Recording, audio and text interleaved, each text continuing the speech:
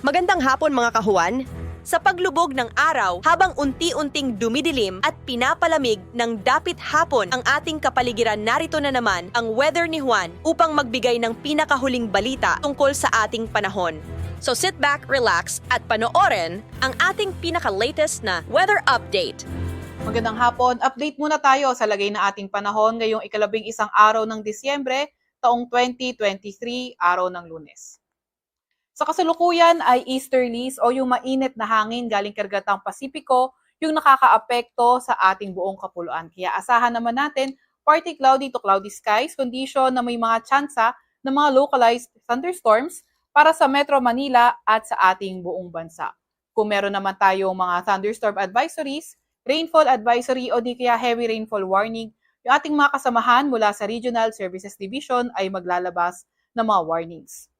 Wala naman tayong namomonitor na tropical cyclone o bagyo or di kaya low pressure area sa loob or malapit sa ating Philippine Area of Responsibility. Para naman sa lagay ng panahon bukas for Luzon area, inaasahan nga natin sa Metro Manila at buong Luzon patuloy pa rin yung partly cloudy to cloudy skies condition, may mga tsansa pa rin ng mga localized thunderstorms. Agwat ng temperatura para sa Metro Manila at Legazpi maglalaro mula 24 to 32 degrees Celsius.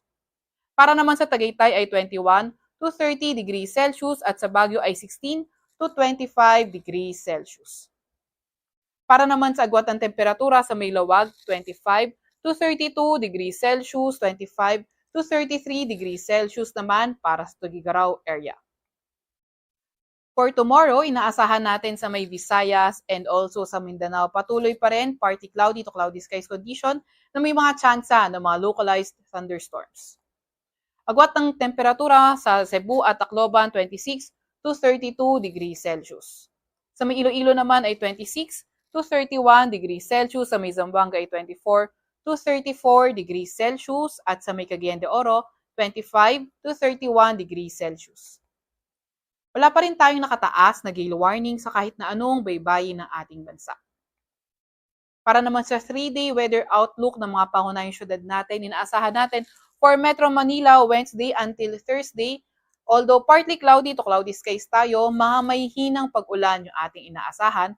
Pero pagdating naman ng Friday, December 15, posible na nga yung mga thunderstorms.